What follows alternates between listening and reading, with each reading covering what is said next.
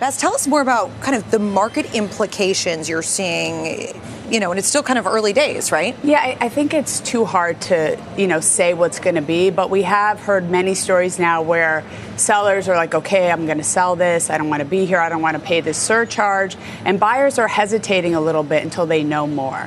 But the market has been really strong otherwise. June and July were great markets in New York City. So we're going to have to see. I think a lot of residents in New York were upset that they got this notice because they're primary residents. So they're saying this, guilty until proven resident. This is like the slogan.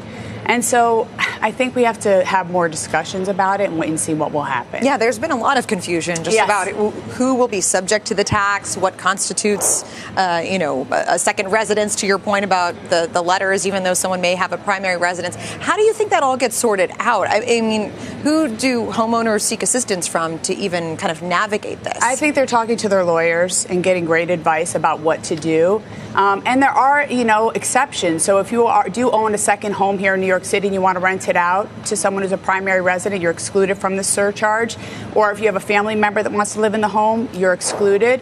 But I think the challenge has been this it feels like a political tax. And I think what we want to have is good housing policy, and we want to build more affordable housing versus sort of just go after people because they're wealthy. Because remember, in any city, you want to have people who have a lot of resources. They help everything.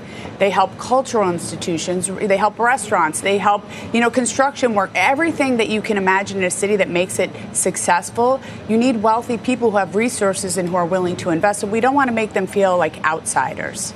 I guess I just keep wondering how much it'll really swing the equation, because New York has never been a low-cost, low-tax place to have a second home. We have high hotel taxes because the people don't live here, and we can charge them whatever they'll pay.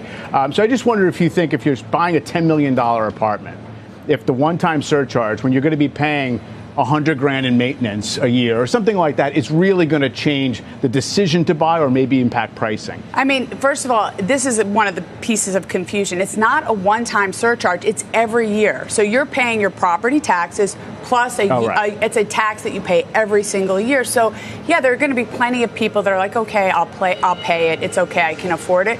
But others may say, you know what, I'm just going to rent an expensive apartment, or I'll stay in a nice hotel. Yeah. So, remember, as Charlie Munger said, people act on incentive or not. And so there are going to be people who decide that maybe they don't want to invest here. And so we're going to have to wait and see how that plays out. It's too soon to say, but it hasn't been received really well. I'll just say that in the real estate community. Still, though, are we in a mode of seeing price cuts for things that are listed, or is that not happening? Not really, because the market has been fairly flat.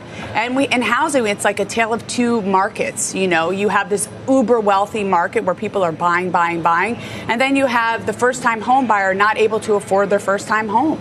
It's like a K-shaped housing market. I was just talking to Robert Frank about it. It's, the rents have never been higher, and yet we have policies where we have rent freezes and the FAIR Act. And so, it's sort of like we have to get together. I don't care what flag you wave, just have good housing policies so that we can build more housing, make it more affordable for people so that they can buy their first time. Although the city's building more units than it has since the 60s.